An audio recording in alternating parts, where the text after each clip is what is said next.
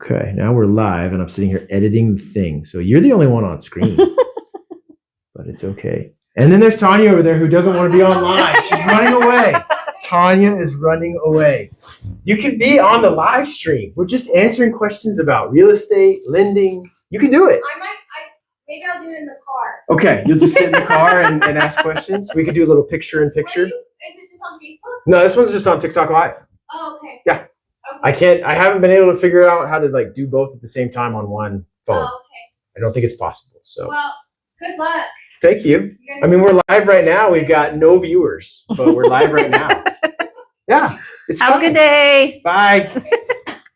Okay, well, then we can start recording with Coffee with Mike Live. I'm with Jessica Rogers. You're with R1 of New Mexico here in Farmington, New Mexico. Yes, we're a branch off of Albuquerque. Excellent. And then you have... You're not in screen. I'm always cut off. Like I gotta... Come around. Right, there we go. There we go. And then you're off screen. Okay, there we go. Do we sit? That's better. I can move the camera. Like, we don't have to make this difficult. We don't have to make it super staged and canned. Is that going to pan us in? Yes. Yay! Better. And then a hunch. Oh, much better. I can see me. Better. That's going to lower the viewership. Just 'cause you can see me. So we had some coffee the other day. We chatted a little bit and about what's bugging you in the real estate industry or the viewership. Just 'cause you can see me. So we had some coffee the other day. We chatted a little bit and about what's bugging you in the real estate industry. Or One's $1,000. the seller's going to take the $1,000. The seller's going to take the $1,000. Is there any circumstance that money may get refunded at all? For any, because we discussed that it's a contract and the money exchanged creates the contract. Is there anything that money could go back to the buyer for? It could if the seller elects to terminate the contract. Okay, so the seller says, "I'm done with you people. We're out of here." Okay. Yes. Then the buyers can fight for it back. Okay, I hadn't asked that question. It just came to me. I was real curious. Okay. But as long as it closes, then the sellers get to keep it. Okay. And they get it pretty close afterwards. So either the seller or the buyer can give it to their broker, and their broker will give it to the seller's broker, and the sellers will give it to them. Or the buyers can take it straight to title. Title will process it and send it right back to sellers will give it to them. Or the buyers can take it straight to title. Title will process it and send it right back to the seller. They don't have to wait till closing. Right. So it's like, I think it's just upfront money that they have to be aware of and be part of. And that's a big question I get, or that's a thing I like to concern myself with, is buyers and their ability as far as cash on hand. Because people worry about down payment, then they worry about closing costs, then inspections, and now we have another fee or another dollar amount they have to consider. So knowing what kind of transaction we're going into, having those kind of, I know New Mexico calls it independent consideration. I think Texas calls it an option fee. Okay. And they have a period where that fee actually can get refunded. But there's earnest money and then an option fee. Right. And the earnest money goes all the way through the transaction. The option fee, I think, is similar to like a discovery period or the inspection period. So like your due diligence it's common period. in the country to a degree. It's just being prepared for it, especially in New Mexico. Does Colorado have a fee like that at all? Okay. No, they just have earnest money. Okay. And I mentioned that because I know you're licensed in Colorado and New Mexico as a broker. Yes, sir. Okay. Got it. Yeah, it's a weird one.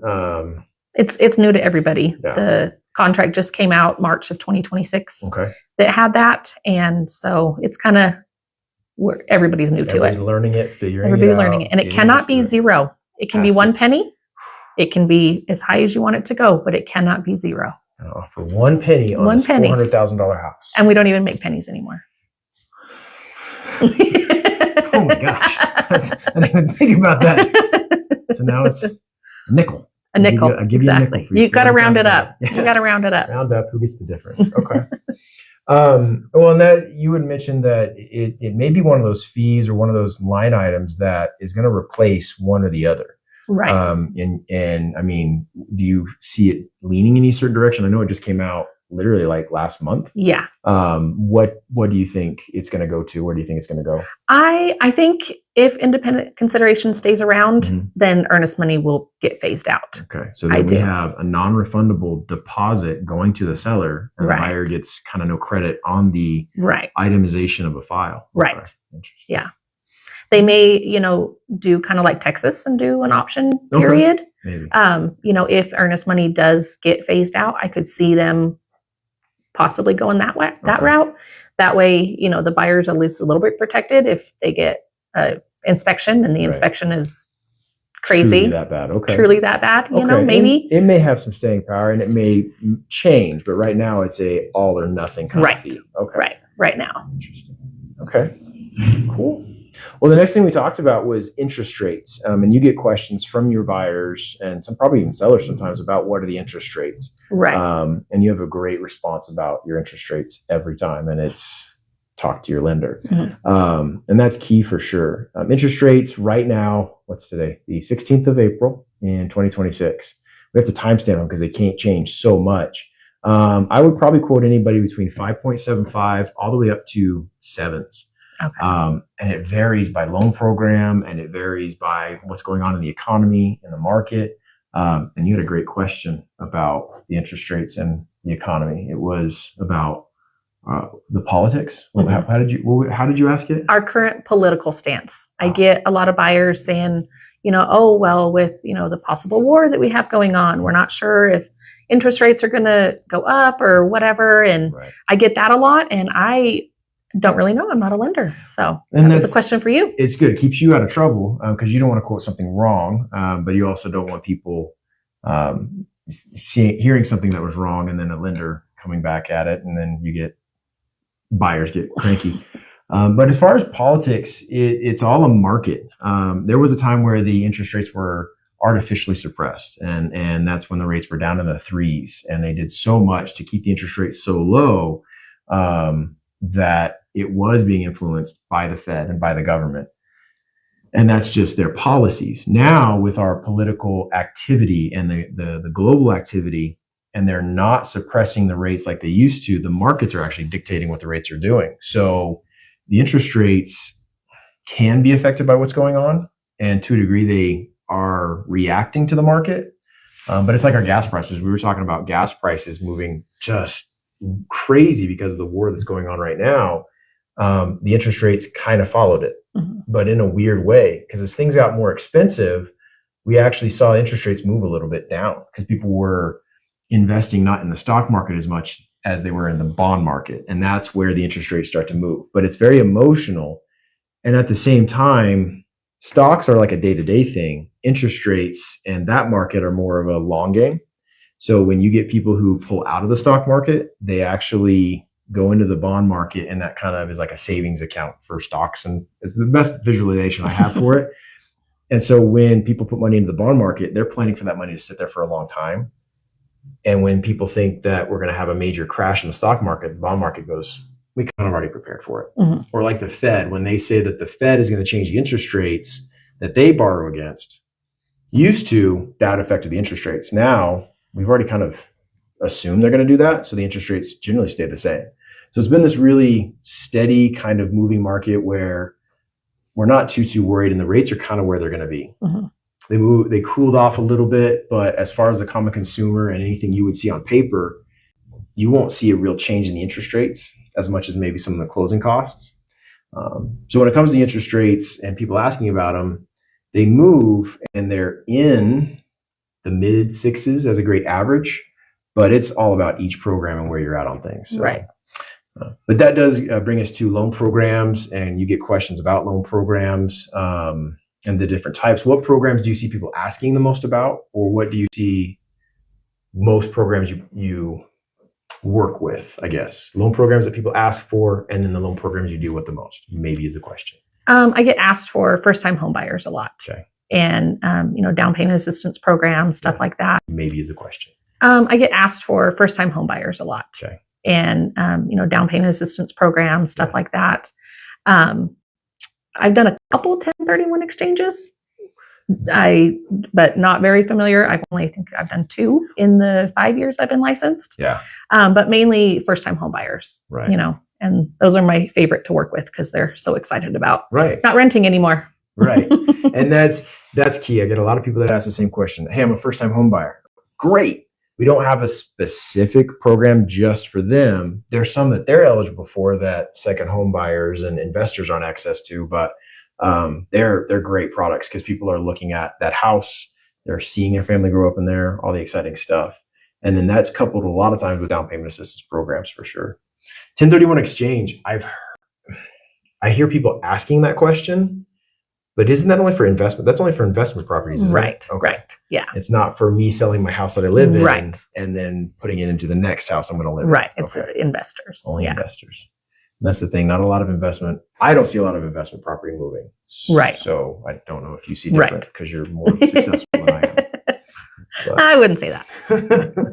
And then we jumped into in our conversation, big box lenders. And when you get a pre-qualification from a big box lender, we're not going to say names so we don't get banned. But those big box lenders, you get a pre-qual and you don't like it. Can you explain what you don't like about them? Of course, our buyers can choose any lender that they want.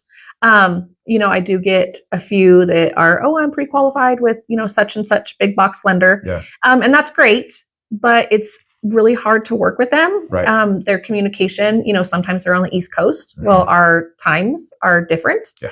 And so, they close when I'm still working, and it's hard to get a hold of them. Sometimes you don't even have the same person. You kind of get round robined, and then they just look at the file. And so, I always let them know, hey, that's great. We can use this big box lender. Sure. But if you're, wanting to shop around, here's a few local lenders that, I know exactly where they are at, and they will communicate with me. Because you'll go hunt us down. Because I will go hunt you down if you don't listen to me. This whole no office working, this remote work doesn't work anymore because realtors will find you. Yeah, we will. And so, if they're still shopping around, if they're dead set on that big box lender, of course, I'll work with them. But if they're like, oh, well, I'm not sure. And I'm like, well, why not try this one and this one? And 9 times out of 10, they'll switch to the local lender. Well, and it helps because local lenders can have a real good thumb on the market. They know what you're up against. Mm-hmm. And that's a big thing because I'm a national lender and I run into a problem where I don't know what a market in Illinois is doing. Right. In my mind, right now in our market, if we got a property where a borrower has no closing costs, a lot of times we may ask for the full list price, or maybe even go above to cover that if we have to. Mm-hmm. And that's common for us. Back here in Illinois, we've got a seller that says, absolutely not. We're not doing that whatsoever. Right.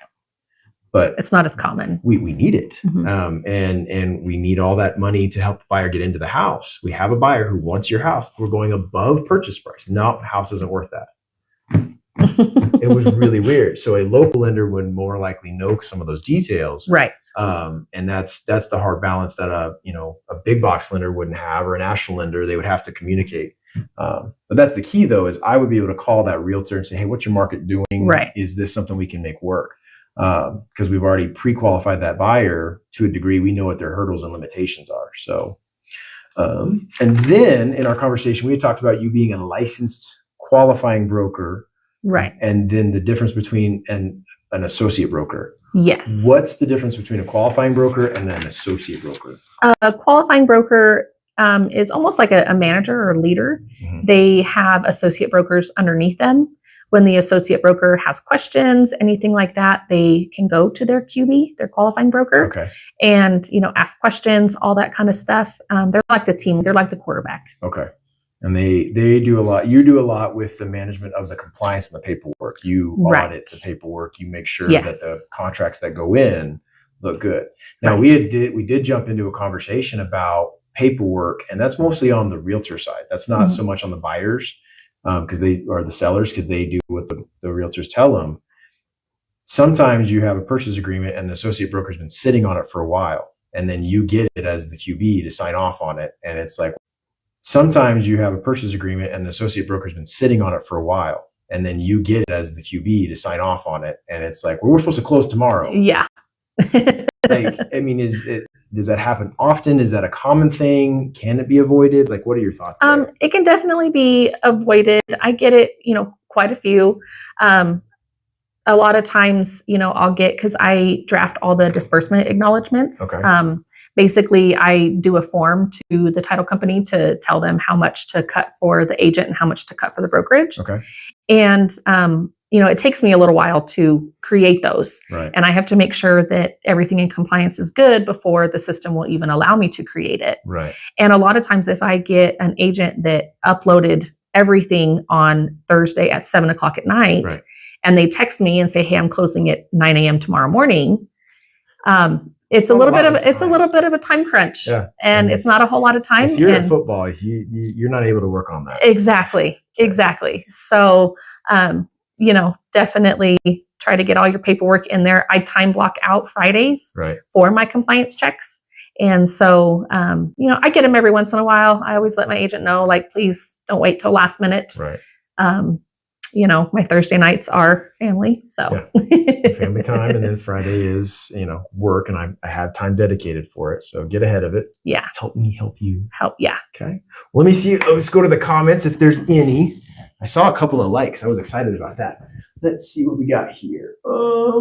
I have Mish Enegal, realtor and mortgage company. Hi. Apparently, you know her. She was actually one of my first buyers. Really? Yes, Marisha. Marisha, nice, wonderful. It's exciting. It's always fun to see somebody on the yes, and on the streaming. So she was one of my first buyers when I finished my mentorship program and went out on my own. I'm curious. We didn't write it down. We didn't interview about it, but your mentorship program, would you want to talk about that a little bit? Because that's different than what most brokerages do, right? Right. So we have a mentorship program here where if we have brand new agents that, just freshly got licensed, instead of just throwing them to the wolves and saying, here you go, we, I come alongside them and go to their showings, their listing appointments. We have weekly mentorship meetings where they ask questions. They can, learn all the documents, the lingo, everything. Okay. And I stay with them throughout their first 3 to 5 transactions. Okay. As soon as they're comfortable and they feel like they don't need me anymore, then they spread their wings. Of course, as the managing broker, I'm always here for questions too. Right. So, and that's the real difference that I don't think people really realize is realtors are contractors, and they contract with that brokerage they're with. So it's not like we have extensive employee handbooks and manuals and trainings. There's probably a place where it's like, hey, we're going to invite you to go find another brokerage if you do a horrible job. But there's not like on the job 9 to 5 training. And that's attractive to people getting in the real estate industry. But at the same time, there's a lot missed. So you guys are setting up a program, but at the same time, there's a lot missed. So you guys are setting up a program. And, a lot of times when the mentor or the mentee is just starting out, they, don't have a lot of clientele. So I invite them along with me to come to my listing appointments, to come to my showings, just kind of listen to the questions my buyers and sellers have, listen to me go over the documents with them. And, a lot of my mentees say that is great just to. Gotta be helpful because you don't have the pressure of, to a degree, like trying to make a deal or trying to impress somebody. They're just able to listen and you're able to present how to communicate with people and look past the surface level of what people might be asking. That's got to be huge for sure. And then as soon as they start getting clients and stuff and they get their first listing agreement and they get all excited, I show them, I bring them down to earth and I say, okay, these are all the documents we need. I go to their appointment with them. If I kind of let them take the reins, if they don't have a question or they don't have an answer for something, then, I'll jump in and assist them and all that. And kind of just make them comfortable. Backup, just to help out so they can get into it and not struggle and, lose out. Yeah. And we're not just throwing them to the wolves. Right. Oh, you just got licensed. Yay. Here you go. Okay. Figure it out. That's a lot of this industry. When I got into it, I didn't know what I was doing. I read Mortgages for Dummies. I read, all these other types of selling books of, how to not be a jerk. I did okay. And I had great people that led me, great personalities, but it was new. 2009, I got into this. I want to say that. And it's been a minute. It's been a long time. But that's right when the industry had first crashed and kind of destroyed the economy. 2008. So then we got licensed and regulated, and there was a lot new coming at it that, I had to learn all that, plus also learn how to do the job and how to do, actual loans and structuring and pre-qualing.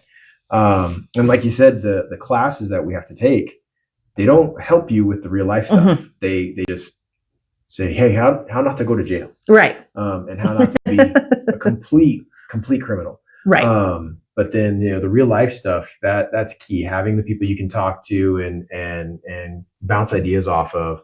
That's got to be super helpful for your new realtors. Yeah. Okay. When they first get licensed, we do that. And we even have, because our one is also in Durango.